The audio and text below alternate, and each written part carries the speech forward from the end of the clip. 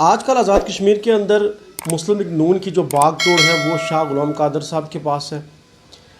طارق فاروق صاحب کے پاس ہے اور مشتاق منہاس صاحب کے پاس ہے۔ اور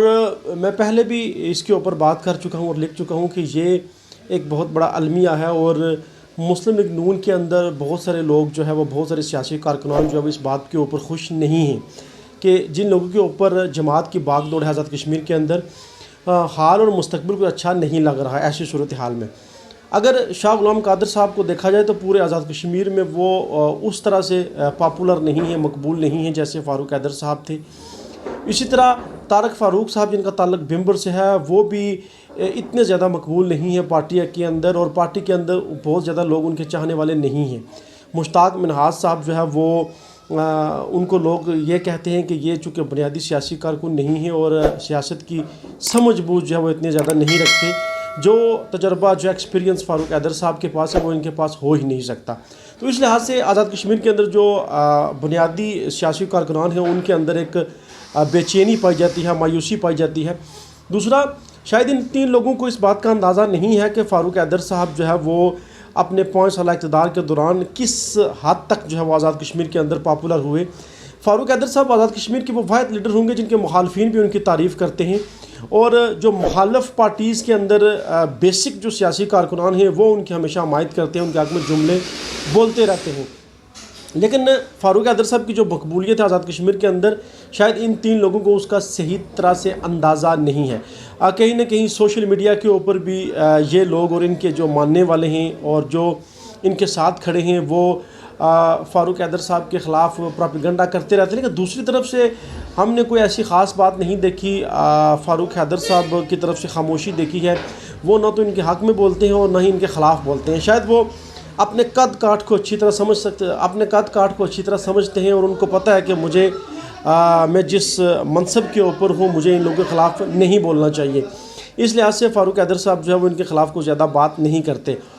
تھوڑا سا یہاں پر میں ایک بات کرنا چاہوں گا کہ آج کل سوشل میڈیا کے اوپر جس بات کا بہت زیادہ چرچہ ہے وہ ہے 13ویں ترمیم۔ آپ اور ہم سب جانتے ہیں کہ 13ویں ترمیم کا جو کریڈٹ ہے وہ فاروق حیدر صاحب کو جاتا ہے، اور تھوڑا سا میں آپ کو یہ بتا دوں کہ 13ویں ترمیم ہے کیا۔ بنیادی طور پر 13ویں ترمیم جو ہے وہ اس کے اوپر فاروق حیدر صاحب نے بطور وزیر اعظم بہت زیادہ سٹینڈ لیا، اور انہوں نے وفاقی حکومت کو اس کے اوپر کنونس کیا، اور انہوں نے 13ویں ترمیم کا کریڈٹ جو ہے وہ فاروق حیدر صاحب کو اس لیے جاتا ہے کہ انہوں نے سب سے پہلے جو ہے وہ کشمیر کونسل کے جو اختیارات ہیں اس کے اوپر انہوں نے سوال اٹھایا تھا اور اس کے اوپر انہوں نے کام کیا، اور اسمبلی کے اندر 13ویں ترمیم کے اوپر انہوں نے کام کیا۔ اب 13ویں ترمیم کی جو منظوری ہے اس کا کریڈٹ مسلم لیگ نون کے اندر جو موجودہ قیادت ہے وہ اس کا سارا کریڈٹ جو ہے وہ میاں محمد نواز شریف صاحب کو دیتے ہیں، جبکہ ہم لوگوں نے دیکھا اور ریاست کے لوگوں نے دیکھا کہ اس کے اوپر سٹینڈ جو ہے وہ راجہ فاروق حیدر صاحب نے لیا، اور انہوں نے 13ویں ترمیم کو جو ہے وہ اسمبلی کے اندر اس کو منظور کروایا۔ اب 13ویں ترمیم ہے کیا؟ بنیادی طور پر فاروق حیدر صاحب کا یہ کہنا اور ماننا تھا کہ کشمیر کونسل جو ہے وہ ایک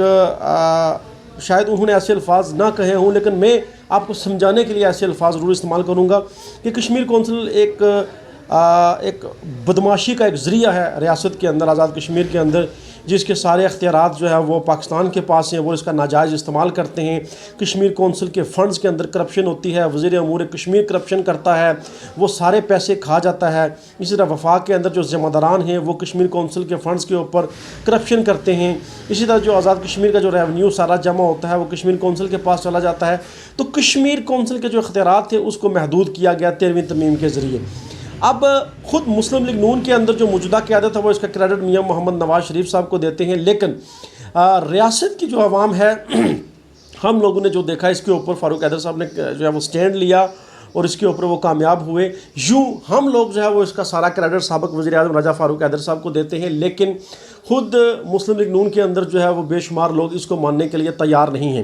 اب اس ساری صورتحال کو مد نظر رکھتے ہوئے یوں لگتا ہے کہ آزاد کشمیر کے اندر مسلم لیگ نون جو ہے وہ اس کے حالات ٹھیک نہیں ہیں، پارٹی کے اندر جو ہے وہ بغاوت ہونے والی ہے، کیونکہ ایک بہت بڑا طبقہ جو ہے وہ ایک بہت بڑی تعداد میں کارکنان جو ہے وہ یہ جو موجودہ قیادت ہے ریاست کے اندر نون لیگ کی، اس کو وہ تسلیم کرنے کے لیے تیار نہیں ہیں۔ اگر اس موجودہ قیادت کا کوئی تجزیہ کیا جائے تو میں نے پہلے بھی کہا کہ یہ تینوں لوگ کوئی اتنے زیادہ مقبول نہیں ہیں کوئی اتنے زیادہ پاپولر نہیں ہے، بلکہ ان تینوں لوگوں کی جو پرفارمنس ہے، جو سیاسی کردار ہے، اس کے اوپر بڑا سوالیہ نشان ہے۔ اب یہ تینوں لوگ جو ہے وہ فاروق حیدر صاحب کا مقابلہ کرنے چلے ہیں۔ مقابلہ کرنا تو بہت دور کی بات، فاروق حیدر صاحب ان کے اوپر بات کرنا بھی مناسب نہیں سمجھتے۔ مسلم لیگ نون کی جو بے شمار خامیاں ہیں وہ سامنے آ چکی ہیں۔ اب مسلم لیگ نون کی جو صورتحال ہے آزاد کشمیر کے اندر وہ کشیدہ ہے، پارٹی کے اندر جو حالات بہت کشیدہ ہیں، حالات بہت خراب ہیں۔ اس کی ذمہ داری بھی پارٹی کی موجودہ قیادت کے اوپر جاتی ہے۔ فاروق حیدر صاحب کی طرف سے یا ان کے چاہنے والوں اور ماننے والوں کی طرف سے کوئی ایسی بات باہر نہیں آئی، لیکن موجودہ جو سیاسی قیادت ہے وہ فیس بک کے اوپر، ٹویٹر کے اوپر، انسٹا کے اوپر اور مختلف سوشل میڈیا کے ایپس کے اوپر جو وہ غلط قسم کا، بیہودہ قسم کا پروپیگنڈا کرتے ہیں، اور شاید ان کو اس بات کا اندازہ نہیں کہ ان کی اس طرح کی جو بیان بازی ہے، اس طرح کی حرکات ہیں، اس سے راجہ فاروق حیدر کی جو شہرت ہے اس میں کوئی فرق نہیں پڑے گا۔ کیونکہ ہم جانتے ہیں کہ جب پچھلی حکومت تھی مسلم لیگ نون کی تو وزیر اعظم راجہ فاروق حیدر صاحب تھے، تو یہ لوگ اس وقت بھی اس طرح کے کام کرتے تھے، لیکن ان کی صحت پر کبھی کوئی اثر نہیں پڑا اور انہوں نے بڑے مزے سے، بڑے آرام سے اپنے 5 سال پورے کیے۔ یہ وہ لوگ ہیں جو مسلم لیگ نون کی موجودہ قیادت ہے کہ انہوں نے پوری کوشش کی کہ کسی طرح عدم اعتماد لایا جائے، راجہ فاروق حیدر کو ہٹایا جائے، لیکن وہ اس میں کسی لمحے بھی جو ہے وہ کامیاب نہیں ہوئے۔ مختلف اضلاع کے انہوں نے دورے کیے، لیکن وہاں بھی ان کو کسی نے لفٹ نہیں کروائی۔ کارکنان جو ہے وہ فاروق حیدر کو ہی ان کے ساتھ ہی کھڑے تھے۔ اور اب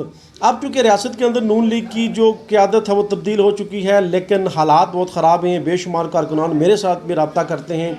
بذریعہ واٹس ایپ پر، وہ کہتے ہیں جی کہ ہمارا یہ موقف ہے، آپ چھاپیں، اس پہ بات کریں۔ لیکن خیر یہ میری اپنی ذاتی رائے ہے، کسی کارکن کی بات نہیں کر رہا،